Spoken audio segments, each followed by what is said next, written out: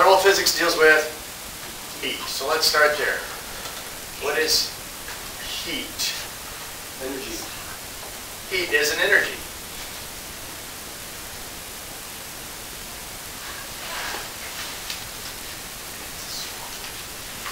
As a matter of fact, more specifically, we usually talk about heat as being an energy transfer. Because what do hot things do? Burn.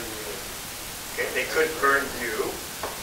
They can cook things. They could cook things. They can burn other people. They basically take their excess energy and give it away. They transfer it to something that is usually near it, but colder, right? Something that has less energy. Because heat naturally always moves from a hot thing to a cold thing.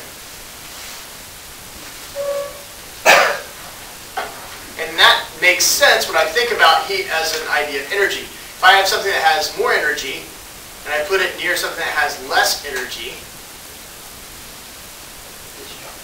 there's always, what do natural systems always try and do? Balance each other out. Right, reach equilibrium. You've learned that in biology and chemistry, and it's true throughout the natural world. It wants to reach equilibrium. So if I have something with a lot of energy and I put it next to something that has little energy, then they'll want to reach equilibrium under natural circumstances. So, first of all, let's talk about how we measure what a hot thing is, and then we'll talk about how it gives that energy away. So, how do we measure a hot thing? How do I know one thing's hot compared to another? Temperature.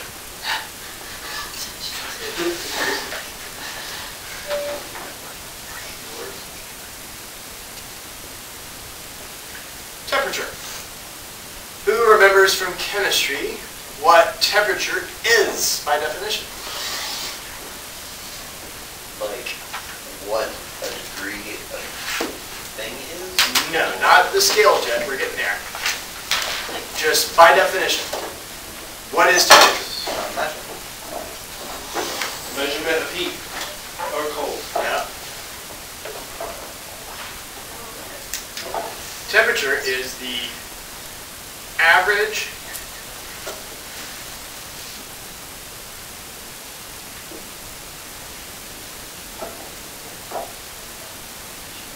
kinetic energy. Now, technically, you learn that as it applies to gases. When we talk about solids and liquids, we have to account for other things that we call as internal energy.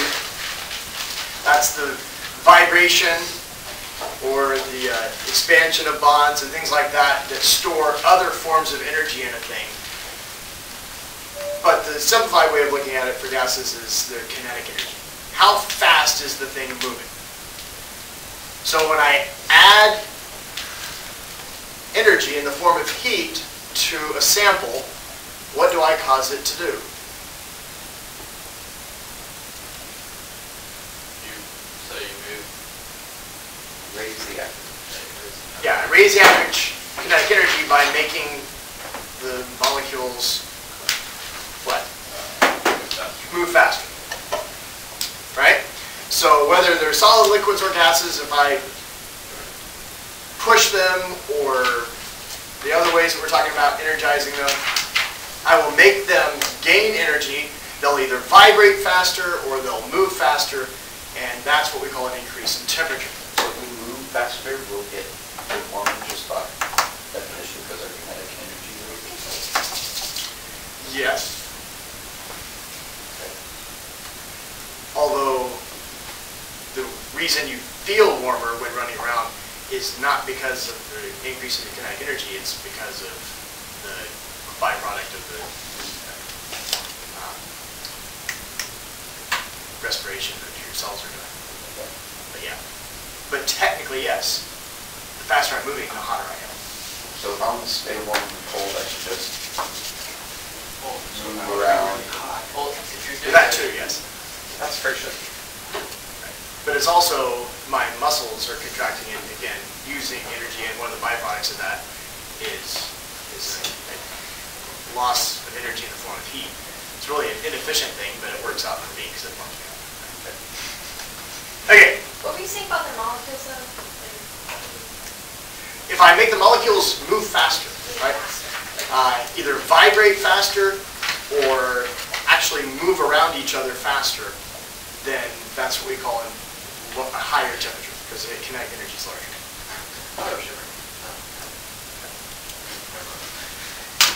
Now, let's talk about the scales. How do we measure, how do we quantify temperature then? Well, we took a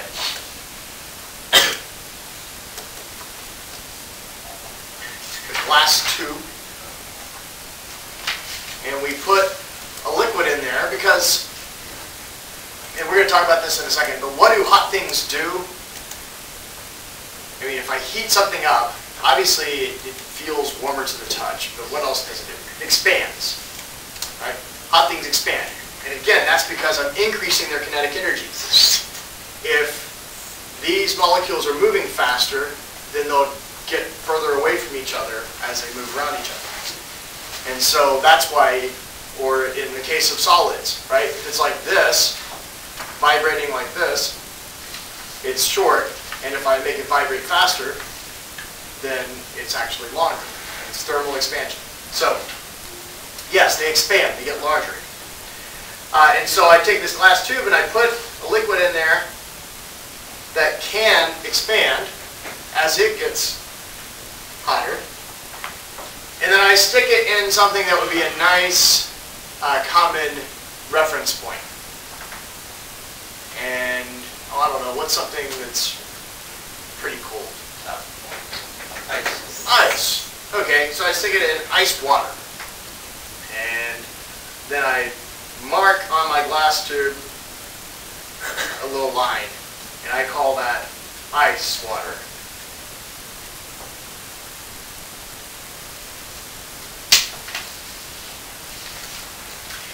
And then I start adding energy. And I start heating it up.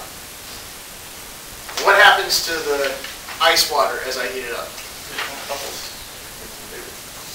First of all, it Heats up.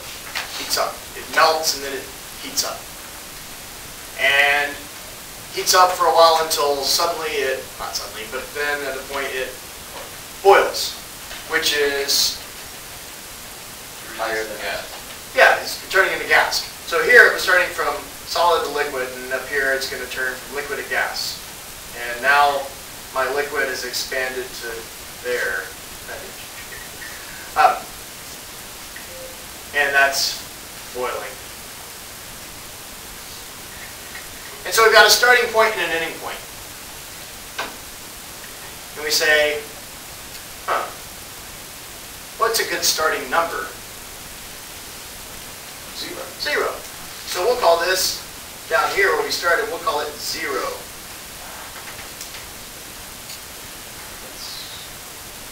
And what's a good finishing number? 100. So we'll call that 100. And how many little lines then do we make between? 98. Yeah, we make No, I don't. 99 little lines between them, making 100 spaces between 0 and 100, right? And we'll call it call each of those a degree Celsius or centigrade. Centigrade was the original word because centa means what? 100. And grade means scale or line, yeah. A line scale, like a graduated cylinder. Okay. And so centigrade or Celsius. And then there was another scale used, right? We could do the same process again. And this time we could just pick, I don't know, any arbitrary random starting number like 32. Yeah, 32. 30. And then we would end at, sure, why not, 212. And we would call these degrees Fahrenheit. meaning there's how many little lines between boiling and freezing on the Fahrenheit scale? A lot more. 180 spaces now, right? So, the question I have for you right now is, which of these two scales is more precise? Fahrenheit. Fahrenheit? No, how precise. Yeah, precise. Celsius. Celsius. No. Yeah, I got it covered. Fahrenheit. You might need a coin? It's like Come on, give me a well-reasoned answer to which one of these two scales is more precise. Fahrenheit, because you have more spaces for the fewer. You can have like 3 or 4 Fahrenheit degrees within 1 Celsius degree. Okay, good. Not 3 or 4, but 1.8. But yes, there's more. The spaces between Fahrenheit are smaller. So that means the scale is more precise. Now, I'm telling you now, I will count off for spelling.